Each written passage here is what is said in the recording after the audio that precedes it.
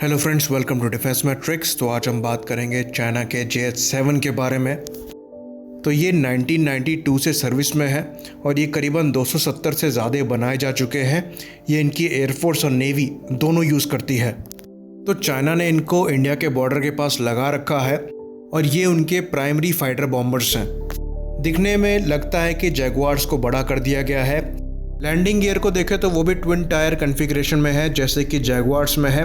जो air intake है वो भी सिमिलर है और साथ ही हाई विंग कॉन्फ़िगरेशन में है जैसे कि जैगुआर्स हैं। तो इनको बेसिकली बनाया गया था हार्बिन H5 और ननचांग Q5 को रिप्लेस करने के लिए। तो इस एयरक्राफ्ट की जो पहली फ़्लाइट है वो हुई थी 1988 में। तो जब पायलट जो है वो लैंडिंग के समय वापस एयरक्राफ्ट को लेकर आ रहा था तो इसमें काफ़ी वायलेंट जो वाइब्रेशंस हैं वो चालू हो गए थे और जितने भी इंस्ट्रूमेंट्स हैं उन्होंने काम करना बंद कर दिया था। एयरक्राफ्ट इतनी बुरी तरीके से शेक कर रहा था कि जितने इंस्ट्रूमेंट हैं वो सारे डैमेज हो गए थे। फिर भी पायलट ने किसी तरह से इस एयरक्राफ्ट को लैंड कराया। फिर 1991 में JH-7 का एक और प्रोटोटाइप था जिसमें से जो फ्यूल है उसने लीक करना चालू कर दिया काफ़ी हाई रेट में। तो जो टेस्ट पायलट है उसने किसी तरीके से इसको लैंड कराया। पर 4 अप्रैल 1994 में जो JH-7 का प्रोटोटाइप है वो आखिरकार क्रैश ही हो गया और जो पायलट है उसने अपनी जान गंवा दी। 1992 में 5000 मीटर की ऊंचाई में जो JH-7 है उसका जो रडर है वो पूरा का पूरा चूक गया और ये तब हुआ था जब एयरक्राफ्ट में 4 लाइव मिसाइल्स लगी हुई थी। पर यहाँ पर हम उस चीनी पायलट को सैल्यूट करते हैं जिसने बिना रडर का ये एयरक्राफ्ट लैंड कराया। उसके बाद 2019 में ही एक JH-7 क्रैश हुआ जिसमें दोनों पायलटों की जान चली गई। तो देखा जाए तो शुरुआत से इस एयरक्राफ्ट का जो रिकॉर्ड है वो कुछ खास रहा नहीं है। पर फिर भी जो चीनी नौसेना है और वायुसेना है वो इनको यूज़ करती हैं। क्यों यूज़ करती हैं वो हम आगे टेक्निकल स्पेसिफिकेशंस में समझ लेते हैं। तो इस एयरक्राफ्ट की जो इंस्पिरेशन है वो एक्चुअली में जैगुआर्स नहीं थे, वो जनरल डायनेमिक्स के F111 थे।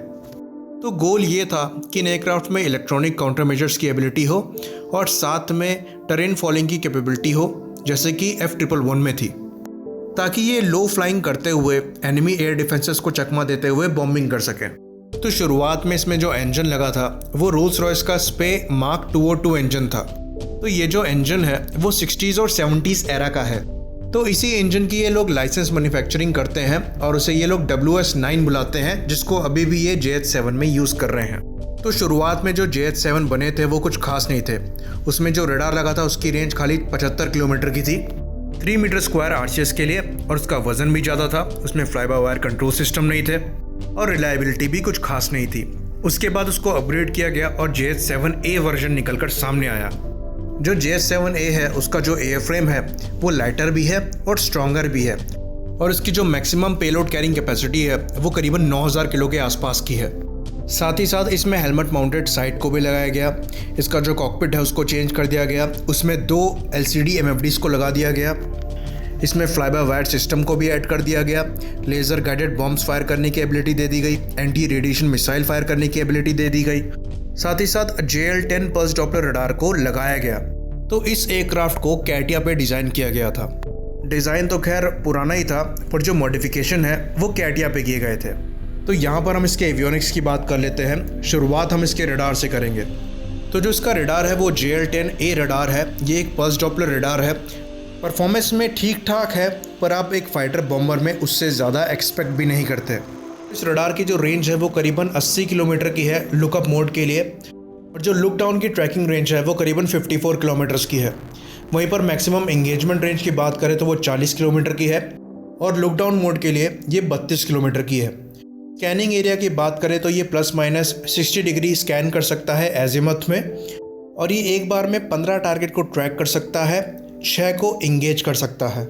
कहा जाता है इस रडार में टेरेन फॉलिंग की एबिलिटी भी है पर पायलट्स उसको ज़्यादा यूज़ नहीं करते। वो नेविगेशन पॉड को ज़्यादा यूज़ करते हैं जिसे ब्लू स्काई कहते हैं। तो ये जो पॉड है ये अमेरिका के लैंडरिन की तरह है जो कि F-16 और F-15 में यूज़ होता है।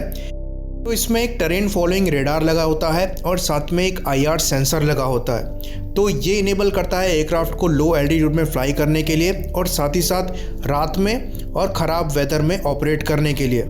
तो इसका जो फर्स्ट जनरेशन का वर्जन था वो एक्चुअली लैंडरिन से ज़्यादा रेंज वाला था, लेकिन उसके बाद जो लैंडरिन के बाद के वर्जन्स आए वो ब्लू स्काई की थर्ड जनरेशन से भी बेटर थे।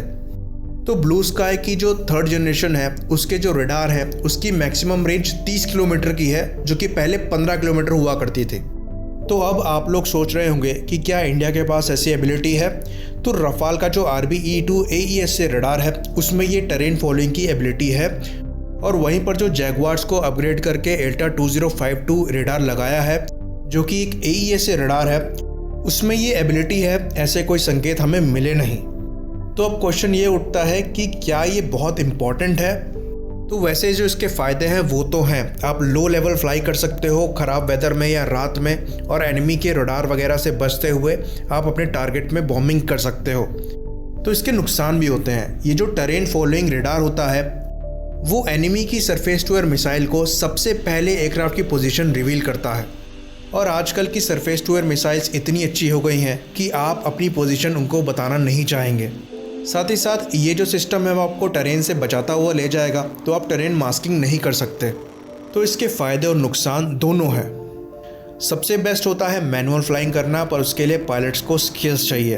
आप FLIR को यूज़ करते हुए लो फ्लाइंग कर सकते हैं, और वहाँ पर आप टेरेन मास्किंग कर सकते हैं बिना अपनी पोजीशन को एनिमी सैम साइट को रिवील करे हुए। तो ये चीज़ जो है वो चाइना भी अच्छे से समझता है, इसीलिए उन लोगों ने इलेक्ट्रॉनिक वॉरफेयर वर्जन निकाला है JH-7 का, जहाँ पर वो पहले KG-600 EW जैमर्स को यूज़ करते थे, अब उन्होंने नया KG-800 EW जैमर लगाया है। तो इसके बारे में बहुत डिटेल सामने नहीं है, पर इसको अंडर एस्टिमेट नहीं करना चाहिए। तो ये जो JH-7 का इलेक्ट्रॉनिक वॉरफेयर वाला वर्जन है, इसे आप चाइना का EA-18G ग्राउलर कह सकते हैं। बाकी परफॉर्मेंस की बात करें तो इसकी जो मैक्सिमम स्पीड है वो मैक 1.5 तक बताई जाती है, और जो कॉमेट रेंज है वो करीबन 1760 किलोमीटर की है। इसमें मैक्सिमम 9 हार्ड पॉइंट आते हैं। एयर टू एयर मिसाइल्स की बात करें तो ये PL-5, PL-8, PL-9 और PL-12 को फायर कर सकता है, जहां पर जो PL-12 है वो मीडियम रेंज की एयर टू एयर मिसाइल है। साथ ही साथ ये different unguided bombs, laser guided bombs और सैटेलाइट गाइडेड बॉम्ब्स भी फायर कर सकता है। तो ये एक फाइटर बॉम्बर है, और भारतीय वायुसेना में इसे जैगुआर से कंपेयर कर सकते हैं। ये उससे बड़ा है, ज़्यादा वेपन कैरी कर सकता है, पर बेहतर है, ये देखने वाली बात होगी। स्पीड भी जो है वो मिलती जुलती ही है। रिलायबिलिटी कितनी है वो देखने वाली बात होगी। पर आजकल के जो वेपन्स हैं वो इतने ज़्यादा प्रिसाइज हो गए हैं कि आप मल्टी रोल फाइटर्स को यूज़ करते हुए हायर एल्टीट्यूड से उनको गिरा के प्रिसाइजली हिट कर सकते हैं टारगेट को। तो इन एयरक्राफ्ट का जो रोल है वो धीरे धीरे ख़त्म होता जा रहा है। तो ये देखने वाली बात होगी कि इंडियन एयरफोर्स और चाइनीज़ एयरफोर्स इन्हें कब तक ऑपरेट करती हैं। इसी बात पे इसे ख़त्म करते हैं। लाइक करिए, सब्सक्राइब करिए। जय हिंद।